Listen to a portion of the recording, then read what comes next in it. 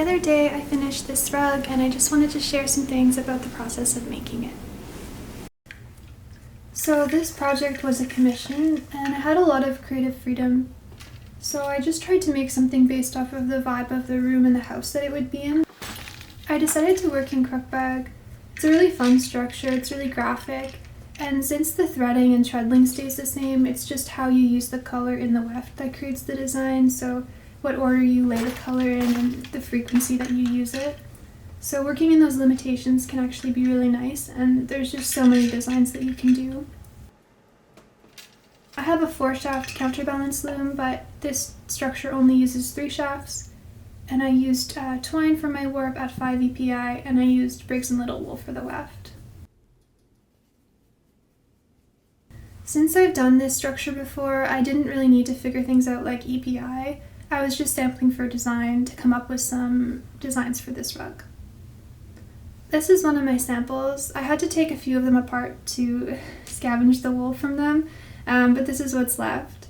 I really liked the white and blue design. It reminded me of like an old casserole dish, those like white casserole dishes with the blue flowers. I've done this design previously, so I had some leftover notes in my sketchbook, which was really helpful. These are some drawdowns I had done, and they're pretty useful for figuring out design. For the final rug design, I took pictures of my samples and collaged them in Photoshop, so it looked something like this. I made some changes to the design, but it's pretty similar to how it looks here, and I used this as a guide while I was weaving. I think it's really helpful to have a guide, particularly with commissions, just so you can actually have a clear idea of what you're doing. But I do think that this structure is something you can design as you go, if that's how you prefer to work. It feels like it would lend itself really well to that kind of thing.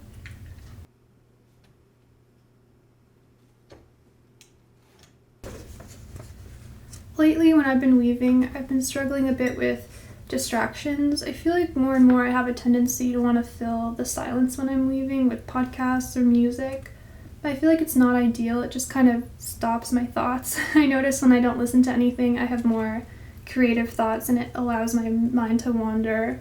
So it's something I've been struggling with, just like being comfortable with working in silence.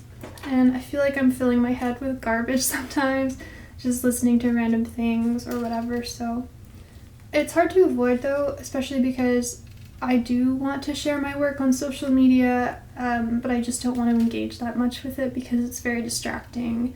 It's a bit of a black hole of media.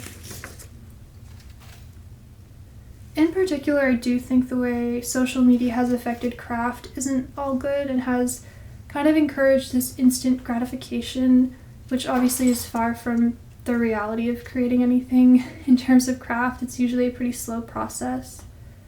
So I don't know, there's lots of videos showing the process as this like clean, perfect system with perfect results every time. And I do think this has an effect on craft in general. But anyways, that's what I've been thinking of a bit.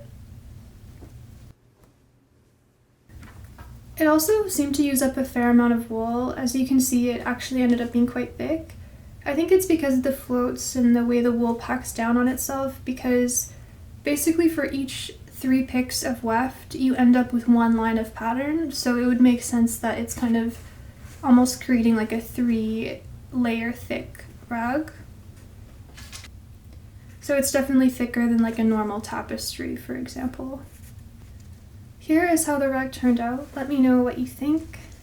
My next project will be another rug, but not a commission, so I should have something new on my website within the next month or so. But yeah, please let me know what you think, and thanks a lot for watching.